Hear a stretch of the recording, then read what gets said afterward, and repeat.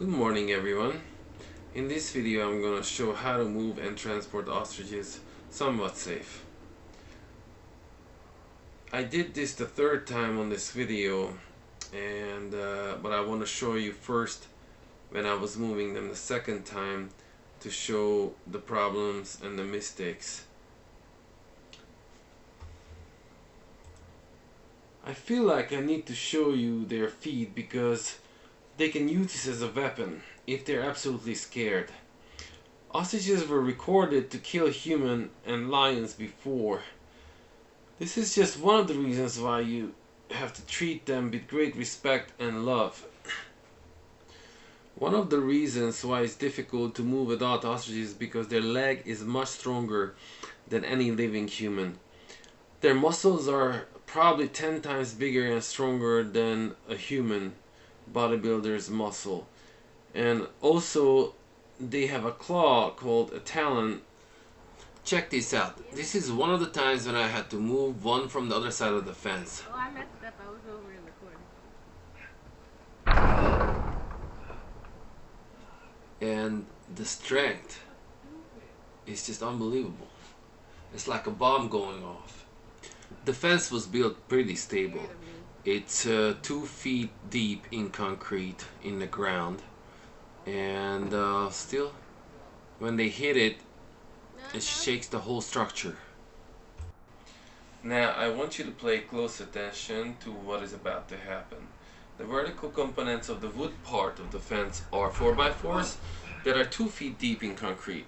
The horizontal components are 2x4s that this ostrich is gonna break just by walking into. No running or kicking. Actually just push it and break it. Yeah, broke the 2x4. Show me any man can just walk into a 2x4 and break it. This part is broken now. Look at this. Also, another interesting thing I want to point out that when you don't want to put the hood on their head, right now it's a pillowcase, then interestingly you are more successful to put the pillowcase on the head. But when you actually really need to, somehow they can tell and they run. The other problem with the pillowcase, if it doesn't have a rubber, they will just shake it off eventually. When they're young, they don't know what to do, but later, if you just put the pillowcase, they can easily shake it off because they learn what's going on. The other thing is the socks, but unfortunately the socks are a little bit too tight.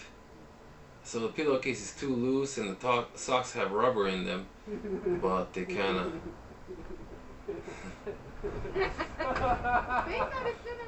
So after this play, in a few months later, we're looking at the real world situation when this nice family wanted to take some adult ostriches.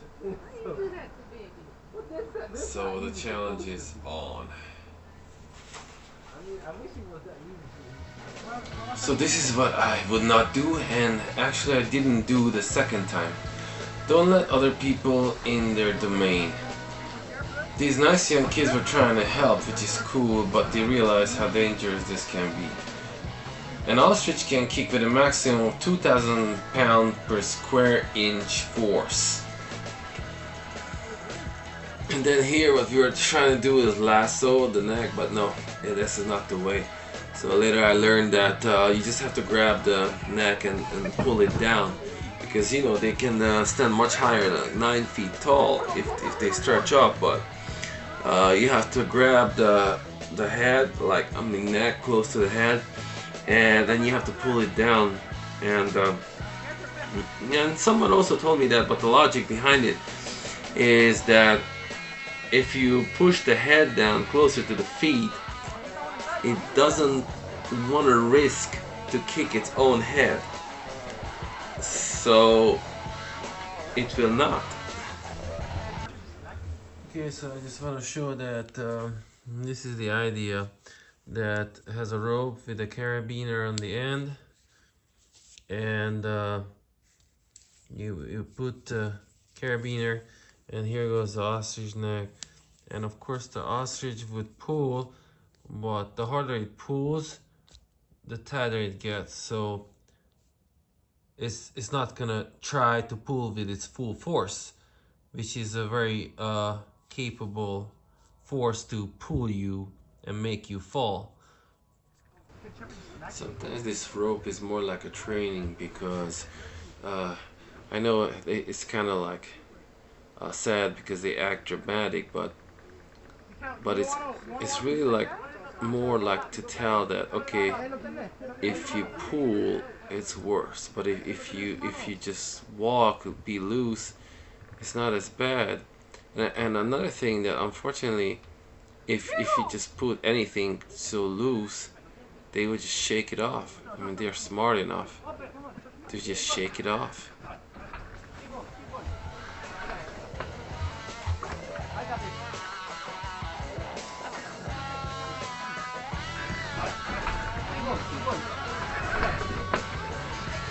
I got this.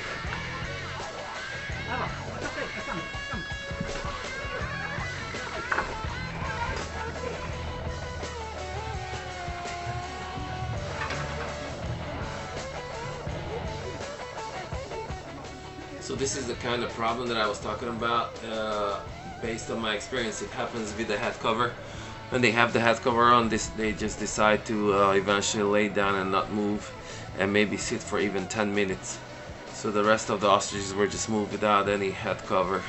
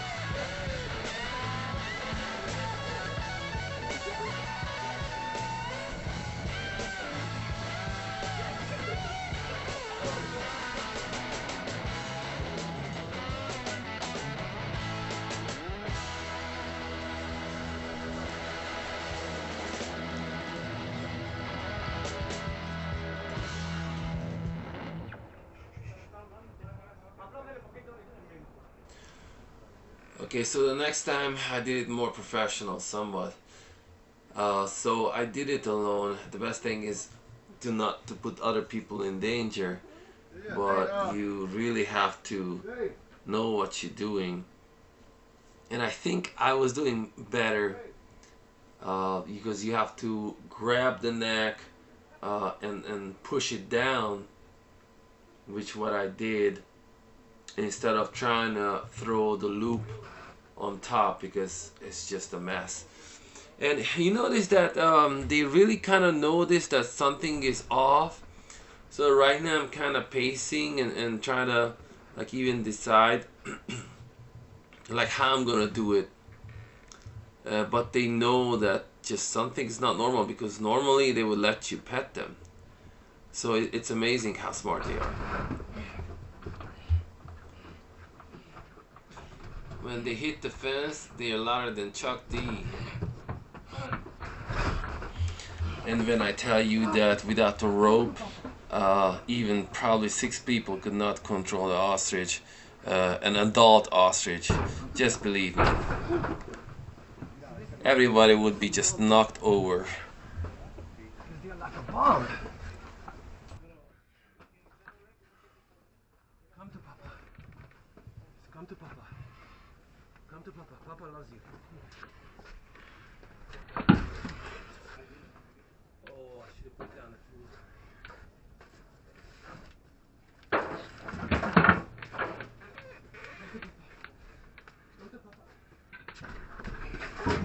So you notice the difference without covering the head? He didn't sit down on a corner at all.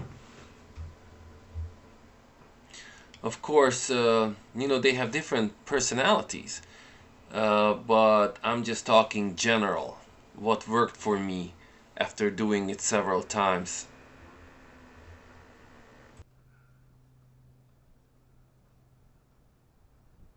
Ostrich Wrangling 101.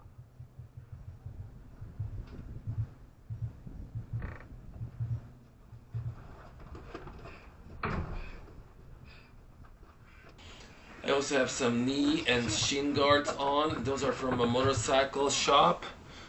Or you can just probably get it from Amazon, just in case. Otherwise, you could not hold. One man could not hold this animal. You get him out and I push him. If it wasn't forcing the animal. Oh, shit. They're right there. This is the strongest. Yeah. That's the biggest one, too, huh? Yeah. So of course, they're gonna have a much bigger place, acres of land, but they don't know that. This is where they grew up, so they just don't want to leave because they were happy here. Even though they unfortunately they have to go. But usually it's interesting, like even if you open the door, they wouldn't just want to run away because they are so familiar with this place.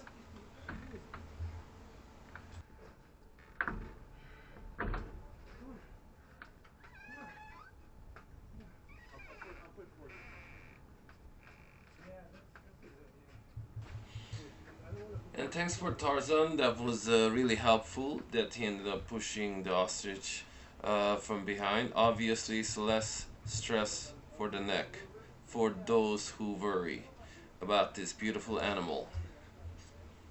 There was once that I was trying to do the same without the rope and the ostrich got loose, took off running, almost ran into the window glass and broke it. There you go. This is the clip we'll use, Tarzann. This is the next one. Oh. It's okay, let's do this. Let's do this. Again. Okay. Come on. Maybe if I go in. Yeah. Come on.